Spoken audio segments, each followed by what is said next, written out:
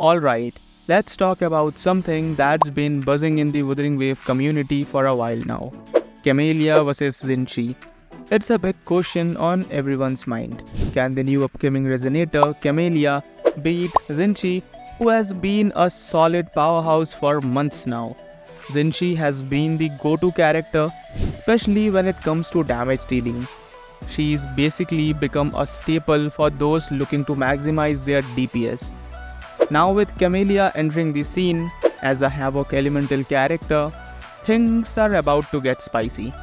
So if you are like me, trying to figure out whether Camellya is both your hard-earned Asterites or if Jinshi still holds the crown, stick around because we are going to dive deep into their kits, playstyle and overall impact on the game. That being said, hey everyone, this is MJ. And if you find this video helpful, do hit the like button. So let's figure out who truly reigns supreme. Let's start with our reigning queen Jinshi. She is a 5-star Spectro Resonator who has built quite a reputation since her release. The thing that really makes Jinshi stand out is her consistency. If you have been using Jinshi, you already know her damage is insane. But it's also reliable and you always know what you are getting. Her basic attacks are smooth. She can chain up to 4 consecutive strikes, all dealing Spectro damage. Whether you are using her normal, heavy or mid-air attacks, they all pack quite a punch. One thing I absolutely love about Jinshi is her dodge counter.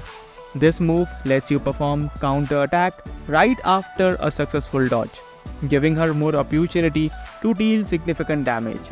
It makes dodging feel rewarding and it's a great way to capitalize on your enemy's mistake. But my friend, that's just the tip of the iceberg.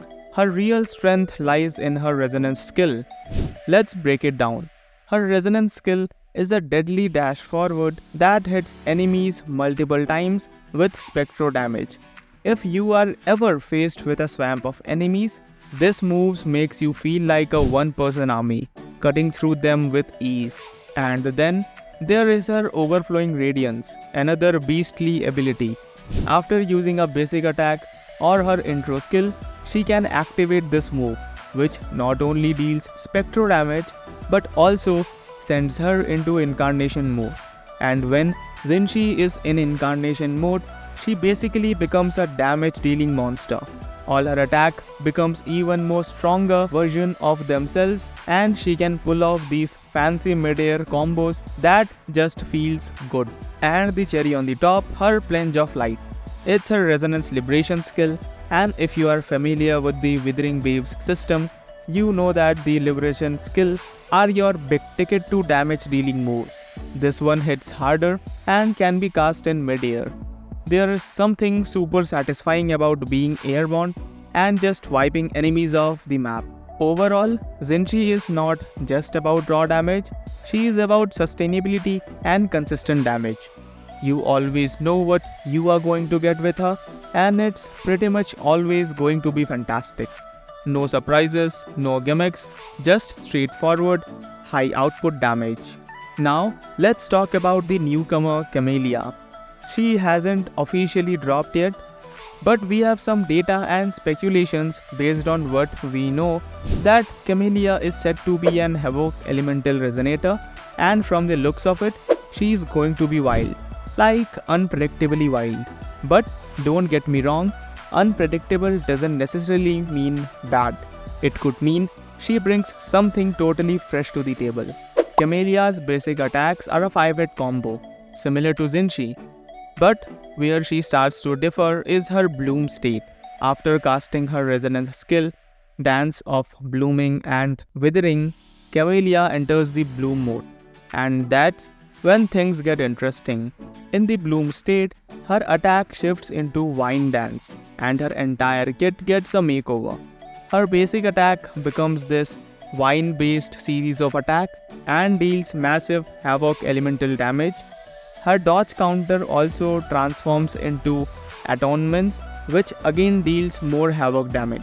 And her resonance skill takes on a new form. Basically, everything about her kit revolves around this bloom mechanic. Now, while Jinshi is all about keeping things consistent, Camellya's bloom state is where you are going to see her flexibility and unpredictability shine. You could hold down her normal attack to perform continuous combos, which isn't something Jinshi really does. This mechanic gives her a more aggressive playstyle that can pressure enemies relentlessly. Another big mechanic in Camellya's kit is her concentrative energy. This is where things get little strategic. As Camellya fights, she builds up this concentrative energy, and once it is full, she can unleash her resonance skill, Deflower, which resets her bloom state. This could be a game changer in longer fights, allowing Camellya to continuously reset her enhanced state and keep laying down pressure.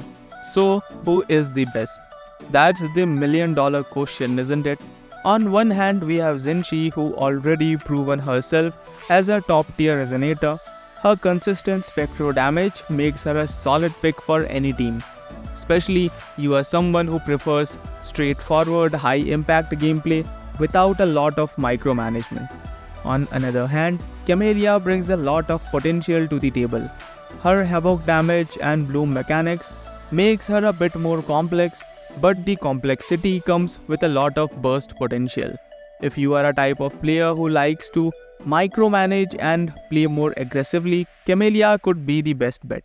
From what we can tell, Jinshi will likely remain the go-to for sustained damage. She is just too good at what she does to be dethroned completely. But Camellya might just edge her out in terms of burst damage and flexibility, especially in fights where quick bursts of damage are more important than long-term sustain. Another thing to consider is their synergy in different team compositions. Jinshi provides a lot of team buffs, especially through her passive skill, which makes her a great option if you are running her alongside other resonator that deals attribute damage. Camellya, on the other hand, seems to be more self-sufficient, focusing heavily on her own damage rather than boosting the team. And at the end of the day, it's hard to say whether Camellya will truly beat Jinshi without seeing her full kit in action. But based on what we know, it's clear that both characters have their strengths. Jinshi is the queen of consistency and raw sustained DPS, while Camellya looks to shake things up with her high burst potential and an aggressive playstyle. If you are someone who values sustainability and knows how to get the most out of Jinshi, she is likely going to stay your main for a while. But if you are ready for new challenges and want to see how far you can push this Havoc elemental character, Camellya is going to be a really exciting addition to your roster. So, will Camellya beat Jinshi? May not essentially, but she is certainly going to make a splash. It all comes down to how you like to play. Let me know in the comments if you are pulling for Camellya, and as always, if you find this video helpful, don't forget to hit the like button and subscribe for more Wuthering Waves content. And also, I am hoping to expand my channel with different games. So if you have anything in your mind, don't forget to comment down below. So see you in the next video, and this is MJ signing off.